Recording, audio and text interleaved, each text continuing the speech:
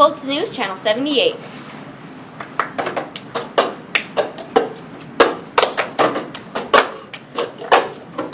I got my ticket for the long way round.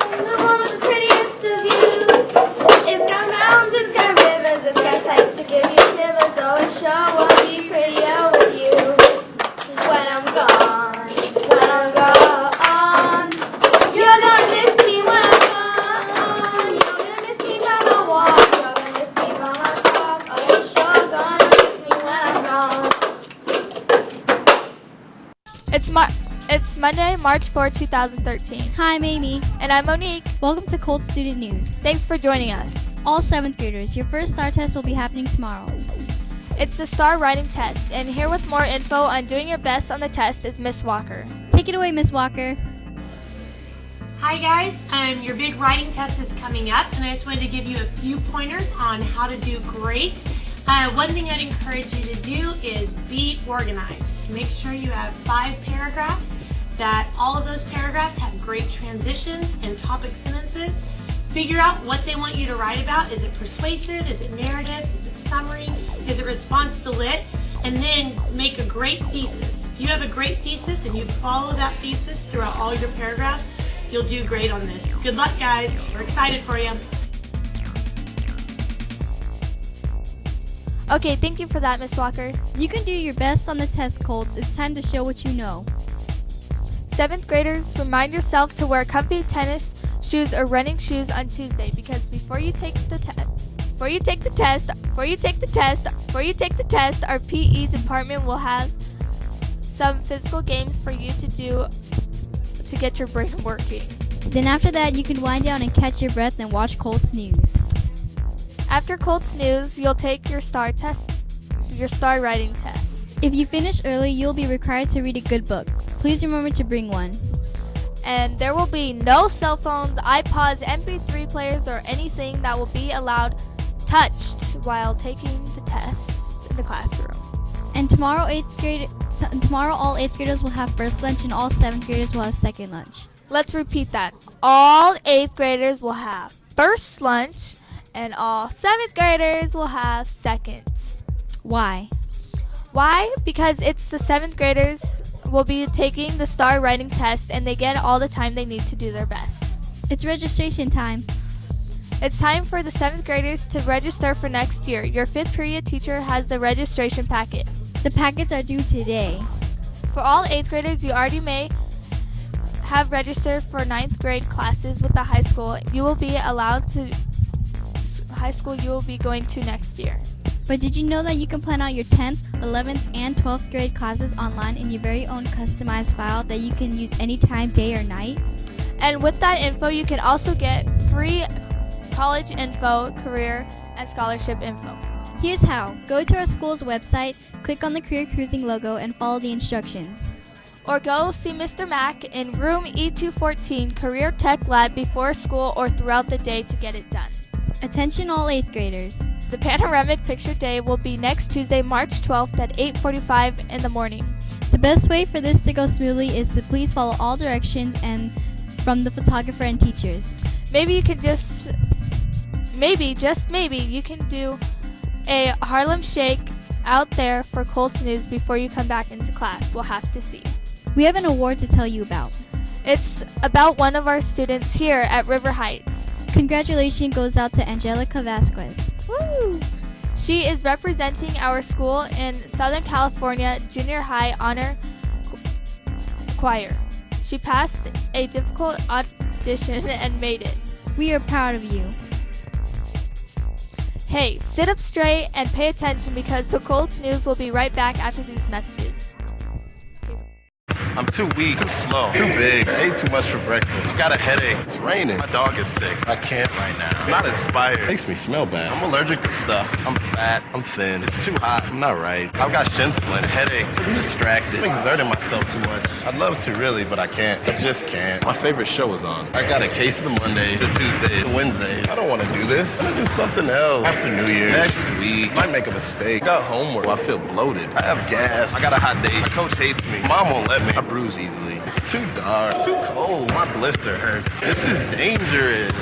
Sorry, I don't have a bike. I didn't get enough sleep. My tummy hurts. It's not in my jeans. I don't want to look all tired out. I need a better coach. I don't like getting tackled. I have a stomach ache. I'm not the athletic type. I want to get sweaty. I have better things to do. I don't want to slow you down. I have to do this as soon as I get a promotion. I think I'll sit this one out.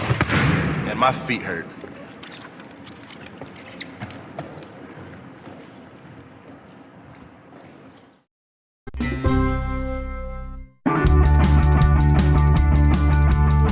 Everybody knows that you need to study to ace your test or quiz, right? But I think that the hardest part is actually sitting down and doing it. You know, getting that focus and that determination to sit down, drop everything else, and really focus on studying for your test. So here's what I do. I put my headphones on to drown out any noise around me, and I put on electronic or classical music, something without words so I'm not tempted to sing along, but it really makes you focus on what you're reading or studying. Another thing I try to always do is make some flashcards. Make them a week before your test and review them for a couple minutes every night until the exam. And then the night before, you'll feel like you're already really prepared. You just have to review. If you leave everything until the last second, you're cramming and you won't remember as much as if you had started studying a little bit earlier. Get a full night's sleep before your test and make sure that when you wake up, you eat a good breakfast. You won't be able to concentrate if you're thinking about how hungry you are or how tired you are. I know that I definitely cannot focus if I'm hungry. When you're taking the test, budget your time.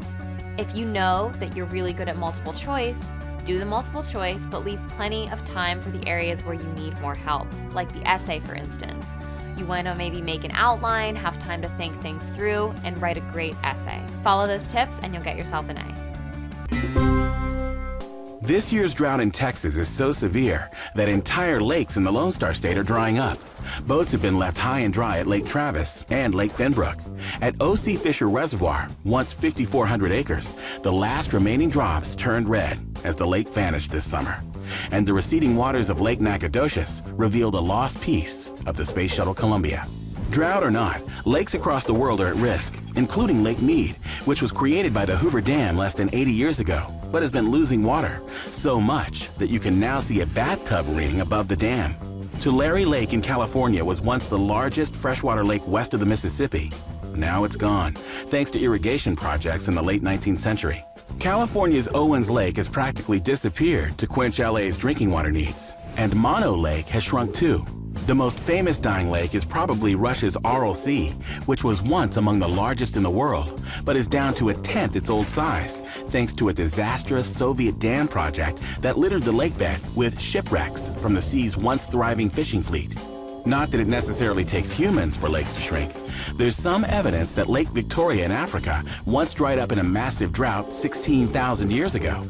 Africa's giant Beau-de-Lay Depression in the Sahara Desert is an ancient lake bed, but all that's left now is Lake Chad. And because of climate change and other factors, it's been shrinking too, as the lake gives way to a parched desert. Pretty much what's happening as lakes disappear in the Texas drought. Here's some good tips for doing your best on the test from Miss Elby. Read all prompts carefully so that you understand the writing task.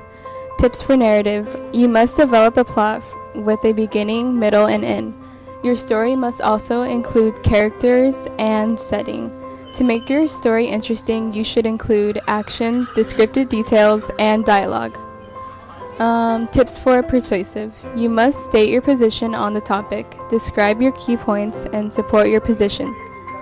And give details about these key points. You must address the reader's concerns or possible arguments. Tips for response to literature. You must show your understanding into the author's message and your understanding of characters and ideas presented in the text.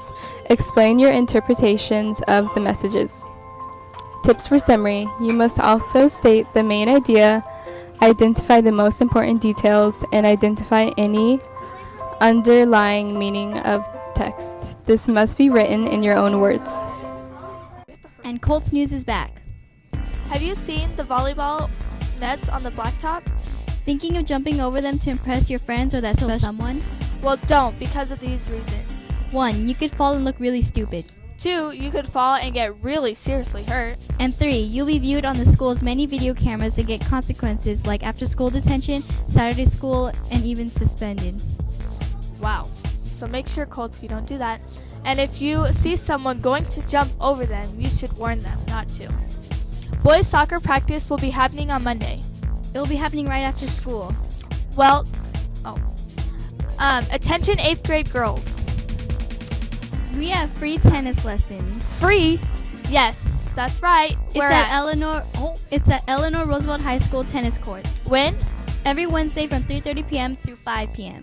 And what should you wear? Tennis shoes, shorts with pockets.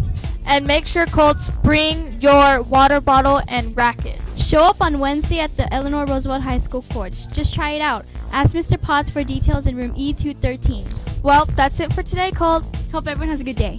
Oh, okay. Bye. Bye.